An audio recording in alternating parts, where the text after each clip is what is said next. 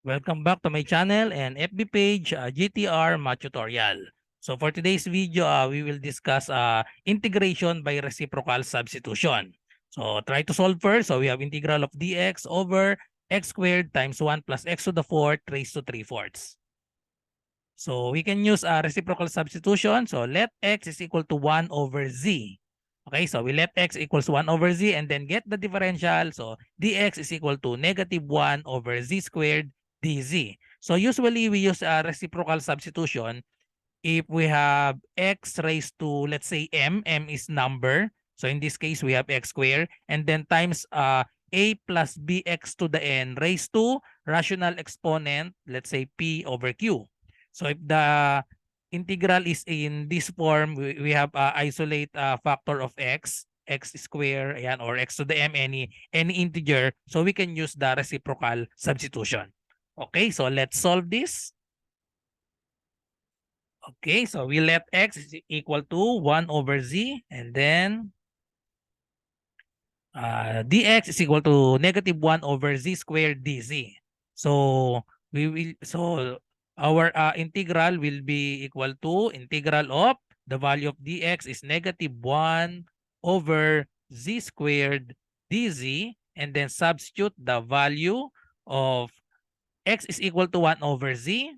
So we substitute the value of x, 1 over z. So therefore we have 1 over z and then square. So we have 1 over z square and then multiplied by 1 plus x to the fourth. So x to the fourth is 1 over z raised to the fourth power and then raised to 3/4. Okay, so let us simplify. So we have integral of negative 1 over z squared dz all over. So let's simplify this. So this is 1 over z squared. And then simplify. So distribute the exponent. And then we will add later. So we have 1 plus 1 to the fourth, still 1. And then over z to the fourth raised to 3/4. So let's simplify this. So we can use the butterfly. Let's put over 1 and then in adding a fraction. So we can use the technique, the butterfly, cross multiply and then multiply this. Okay, so therefore we have, so this is now equal to integral of, so just copy the numerator, negative 1 over z squared dz all over 1 over z squared times, so cross multiply this. So we have z to the fourth 1 times z to the fourth plus 1 times 1. So that is positive 1 over 1 times z to the fourth is still z to the fourth and then raised to 3/4. So let's distribute the exponent to the numerator and denominator.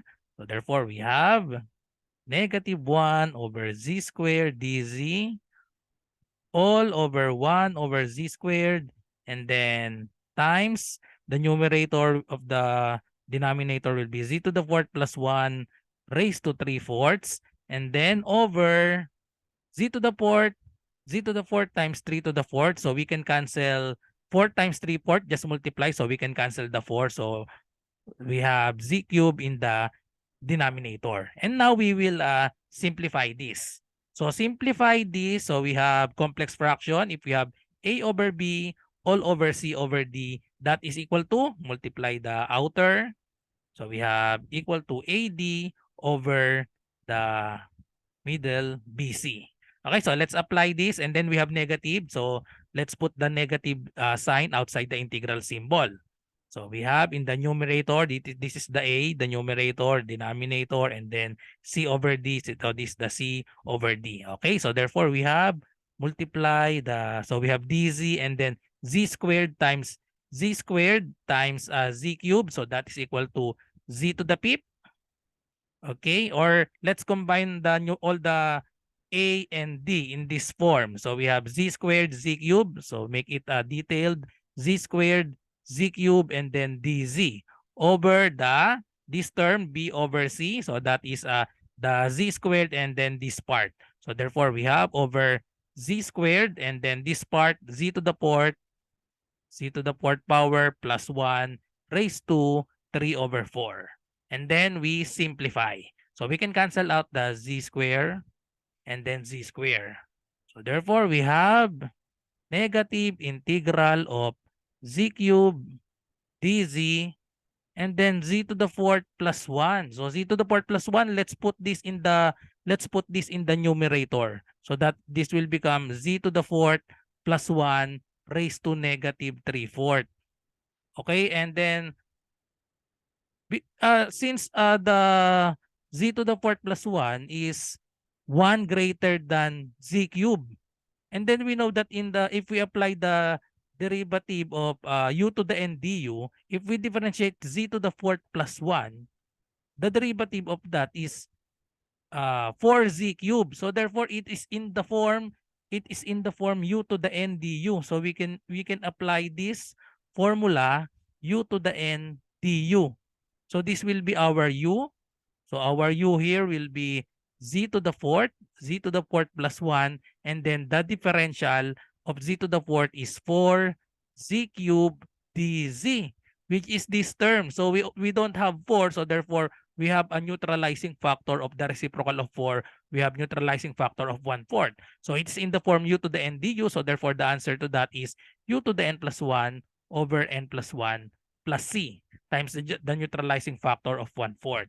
Okay, so therefore this can be written as, so we have neutralizing factors and then we have negative sign. So we have negative 1/4 integral of z to the fourth plus 1 raised to negative 3/4, and then z cubed dc will become times 4 z cubed dz. So it's now in the form this is our u to the n, and then this is our du. So it's in the form u to the n du. Okay, so apply this formula, u to the n du is equal to u to the n plus 1 over n plus 1. So therefore, we have negative 1/4. So apply the integral or this formula. So we have z to the fourth plus 1 raised to, add 1 to the exponent. So negative 3/4 plus 1. But 1 can be written as 4 over 4. So therefore, the answer is 1/4. Okay, so the numerator will be 1/4, the exponent over 1/4 then. Okay, so 1/4 and then plus c. So we can cancel out negative 1/4 and then 1/4. So therefore, the final answer is now equal to negative z to the fourth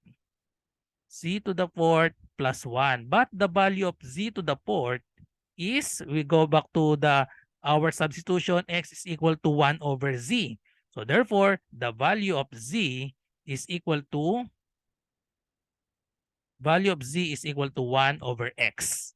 Okay, so substitute the value of z 1 over x. So this will become 1 over x to the fourth plus 1 raised to 1/4. And then we simplify this. So let's simplify this so that this will become negative 1 over x to the fourth